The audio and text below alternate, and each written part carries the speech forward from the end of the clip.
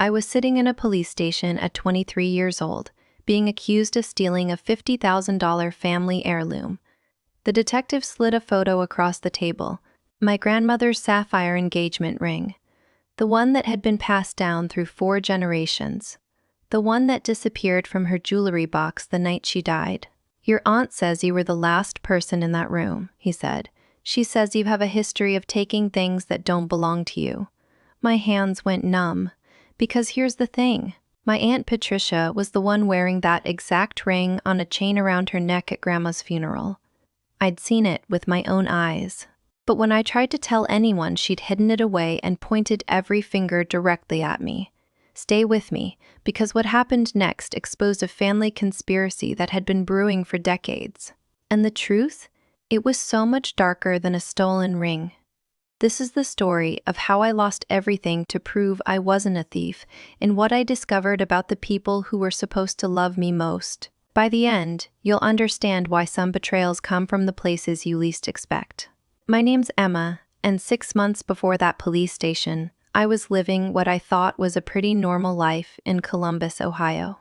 I worked as a graphic designer, had my own apartment, and spent every Sunday at my grandmother Rose's house for dinner. Grandma Rose wasn't just family, she was my person. After my mom died when I was 7, Grandma stepped in and raised me while my dad fell apart. She had this way of making you feel like you were the most important person in the world. We'd sit on her porch swing, and she'd tell me stories about her own mother, about the women in our family who'd survived impossible things. Strong women, she called us. Women who didn't break. The ring was part of those stories. A blue sapphire surrounded by tiny diamonds, set in platinum. Her mother had given it to her. Her grandmother had worn it before that. Grandma would let me try it on sometimes when I was little, and she'd say, "One day, sweetheart, this will be yours. You're going to pass it down to your daughter, and she'll pass it to hers." I never thought much about it back then. It was just Grandma's ring. Beautiful, sure, but the value was in what it meant, not what it cost. My Aunt Patricia, my dad's sister, saw things differently. She'd been obsessed with that ring for as long as I could remember. She'd joke about how it should go to her since she was the actual daughter, not just the granddaughter. Grandma would laugh it off, but I always noticed how her smile never quite reached her eyes when Patricia brought it up. Patricia had married a real estate developer who made good money, or at least he used to. By the time I was in my 20s, I'd heard whispers about bad investments and debt. Nothing confirmed, just that tension you feel at family gatherings when certain topics get avoided. That October, Grandma's health started declining fast. Congestive heart failure, the doctors said. I took family leave from work to stay with her. Those last 3 weeks, I practically lived in her house. I'd sleep in the guest room, wake up every few hours to check on her, make sure she was comfortable, hold her hand. Patricia barely visited, maybe twice in those 3 weeks, and both times she spent more time on her phone than talking to Grandma. But the night Grandma died, Patricia showed up within an hour of my phone call. I remember thinking it was strange how quickly she got there, considering she lived 40 minutes away. I was sitting with Grandma's body, crying, when Patricia went into the bedroom. "Just getting her blue cardigan," she'd said, "for the funeral home." I didn't think anything of it. I was drowning in grief, barely functional. The funeral was 4 days later. I wore black and couldn't stop shaking. The whole thing felt surreal, like I was watching myself from outside my body. Patricia gave a eulogy about how Grandma had been a pillar of strength, how family was everything. She wore a black dress with a high neckline and a long silver chain that disappeared under the fabric. At the reception, I hugged her. That's when I felt it, the unmistakable shape of a ring on that chain resting against her chest. My stomach dropped. I pulled back and saw just the edge of it. Blue. Sapphire blue. "Is that Grandma's ring?" I asked quietly. Patricia's face went blank for half a second. Then she smiled. "What ring, honey? This is just a locket. You're upset. Let me get you some water." But I knew what I'd seen. I knew that ring better than I knew my own jewelry. Later that night, I went to Grandma's house to start sorting through her things. The jewelry box on her dresser was open, empty except for some costume pieces. The sapphire ring was gone. I called my dad first. He was still a mess from losing his mother, could barely form sentences. When I told him about the ring, about seeing it on Patricia, he just sighed. "Emma, sweetheart, your aunt wouldn't do that. You're grieving. Maybe you're confused." Confused. That word would haunt me. I drove to Patricia's house the next morning. She answered the door in yoga pants and a smile that didn't match her eyes. "Emma, what a nice surprise. I need to talk about Grandma's ring," I said. She invited me in, made coffee, acted completely normal. "What about it? It's missing, and I saw you wearing it at the funeral." Patricia set down her mug slowly. "Emma, I think you need to take some time off. This grief is making you see things that aren't there." I wasn't wearing any ring. I don't have Mom's ring. Then why was her jewelry box empty? I have no idea. Maybe Mom gave it away before she died. Maybe she sold it. She never told me her plans for it. The lie was so smooth it almost sounded reasonable. Almost. "She promised it to me," I said, "in her will." I know she did. Patricia's expression shifted. Something cold crept into her eyes. "Actually, we don't know what's in the will yet. The lawyer hasn't read it. And honestly, Emma, Mom and I had some conversations toward the end. She was concerned about you, about your stability, your job situation." My job situation was fine. I'd been at the same company for 3 years. "What are you talking about?" "She mentioned you'd been asking her for money, that you'd taken some things from her house without asking." I stood up so fast my chair scraped. "That's a lie. I never took anything. She gave me her old bookshelf because I mentioned I needed one. That's not stealing." "I'm just telling you what she told me, sweetheart. Don't shoot the messenger." I left before I said something I'd regret. But the damage was done. Patricia had planted seeds of doubt, created a narrative where I was unstable. A taker, someone who might steal.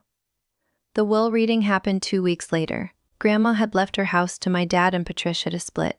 Her savings would be divided between all her grandchildren, and the ring, specifically mentioned, was meant for me. "To my granddaughter Emma, I leave my sapphire engagement ring with love and hope for her future." Patricia's lawyer objected immediately. "The ring in question is missing. We have reason to believe Emma may have taken it prior to Mrs. Collins' death." My lawyer, a kind woman I'd hired with money I didn't have, looked shocked. "That's an extraordinary accusation. Do you have any proof?" Emma had unrestricted access to the house for 3 weeks. She was alone with my client's mother on the night she died. She was in the bedroom where the ring was kept. And according to Mrs. Collins' own statements before her death, Emma had been exhibiting concerning behavior. I couldn't breathe. This wasn't happening. This couldn't be happening. My dad sat next to Patricia, saying nothing. He wouldn't even look at me.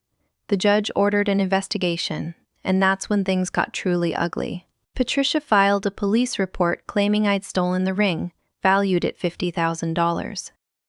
Grand theft, a felony. My apartment was searched. My storage unit, my car. They found nothing because I didn't have it.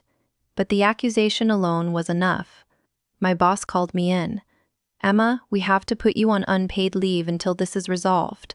"I'm sorry." Friends started distancing themselves. My dad stopped answering my calls. On Facebook, I saw Patricia posting about heartbreak and betrayal from those you trust most, never mentioning names, but everyone knew.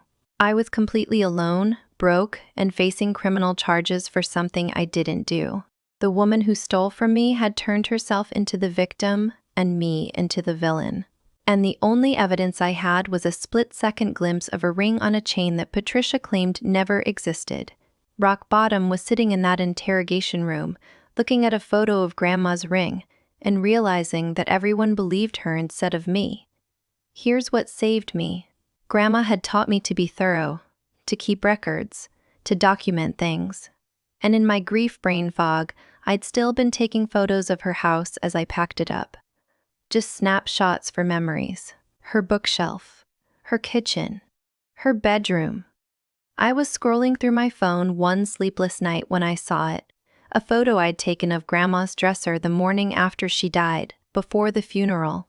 The jewelry box was open in the background, and there, barely visible, was the edge of the sapphire ring still inside. The photo was time-stamped, 7:23 a.m. I'd called Patricia about Grandma's death at 2047 a.m. She'd arrived at 3:30 a.m., which meant the ring had still been there after her first visit. But when I'd gone back that evening, it was gone. Patricia had returned to the house. She'd gone back and taken it. I took the photo to my lawyer. She smiled for the first time in weeks. This changes everything. But we needed more. We needed to prove Patricia actually had the ring. My lawyer hired a private investigator, a retired cop named Frank, who had kind eyes and a no-nonsense attitude. "People who steal always slip up," he said. "We just have to wait." The waiting nearly killed me. I was living on credit cards, couldn't work, couldn't sleep. I'd lost 20 pounds. My dad still wasn't talking to me, but I held on to one thing. Grandma always said strong women don't break, so I didn't break. 2 months later, Frank called. I got something. Patricia had attended a charity gala. She'd worn an emerald dress, and on a long silver chain around her neck, partially visible in a photo posted by the event photographer, was Grandma's ring. The photo was dated, professional, undeniable. Frank had also found her jewelry insurance policy, updated just 3 weeks after Grandma died. A new item listed. One sapphire and diamond ring, platinum setting, valued at $50,000.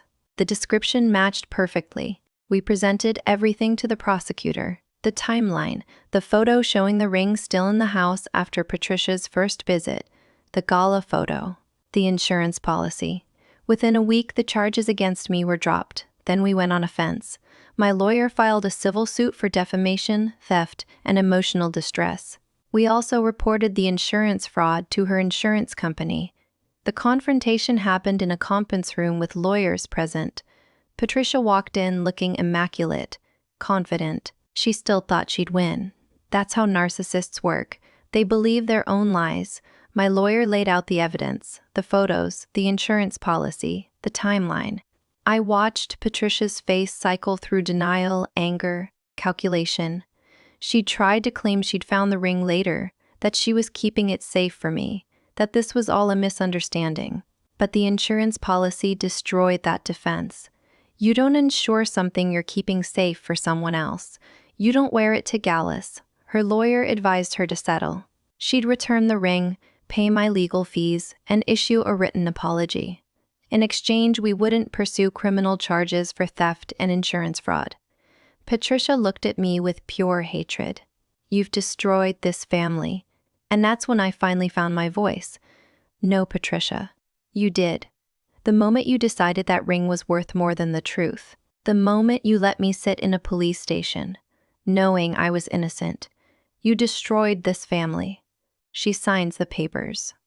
I got Grandma's ring back the next day, delivered by courier in a velvet box. I held it and cried for an hour straight. The ring sits in a safety deposit box now. I can't wear it yet. Maybe someday, but right now it represents too much pain. What I can do is look at it and remember what I learned about strength. My dad called me 3 weeks after everything settled. He was crying. "I'm so sorry, Emma. I should have believed you. I should have protected you." It would have been easy to hang up, to let him suffer the way I had.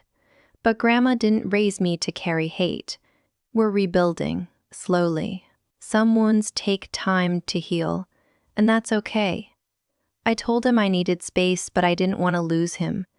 He's in therapy now, working on why he chose his sister over his daughter. We have coffee sometimes. It's not fixed, but it's honest. Patricia and I don't speak. I heard through family that she and her husband are getting divorced, that the money problems were worse than anyone knew. I don't take satisfaction in that. I just feel sad for what could have been, for a relationship that never actually existed the way I thought it did. The worst part wasn't the theft. It was the gaslighting, being made to doubt my own reality, my own memories, my own sanity. Patricia didn't just steal a ring, she tried to steal my truth. And that's something I see now in the world all the time. People rewriting history, manipulating narratives, making victims look like villains. But here's what I want you to understand. Your truth doesn't need everyone to believe it to be valid. I spent months thinking I was crazy because people I loved said I was wrong, but I knew what I saw. I knew what happened. And I held on to that knowing even when it felt like the whole world was against me. If you're going through something similar, document everything. Take photos, save messages, trust your gut, keep records. It might feel paranoid, but when someone's willing to lie, evidence becomes your lifeline. Also, understand that people who love you shouldn't make you prove you're worthy of basic trust. My dad's failure wasn't about the ring. It was about choosing comfort over courage. It was easier for him to believe I was unstable than to confront his sister's greed. That's his issue to fix, not mine to carry. I lost a year of my life to this nightmare. I lost relationships, money, opportunities, peace. But I gained something too. Clarity about who people really are when stakes get high. Confidence in my own perception. The knowledge that I can survive betrayal and come out stronger. Grandma was right. Strong women don't break. We bend, we cry, we struggle. But we don't break. And when the dust settles, we're still standing. The sapphire ring will go to my daughter someday if I have one, and I'll tell her this story. Not to make her afraid of family, but to teach her that integrity matters more than peace. That speaking truth matters more than keeping people comfortable. That sometimes the people who should protect you won't, and you have to protect yourself. I'll tell her that her great-great-grandmother wore this ring through the Depression. That her great-grandmother wore it through raising 3 kids alone after her husband died young. That her grandmother wore it through everything life threw at her with grace and strength. And that I fought like hell to keep it in her family because some things are worth fighting for. Not because of what they cost, but because of what they mean. This ring means that we survive. We persist. We tell the truth even when it costs us everything. And to anyone watching this who's being accused of something they didn't do, who's being gaslit by people they love, who's standing alone against a lie, I see you. Hold on to your truth. Document everything. Find one person who believes you and hold on to them. The truth has a way of surfacing, even when it takes longer than you want. You're not crazy. You're not wrong. And you're stronger than you know.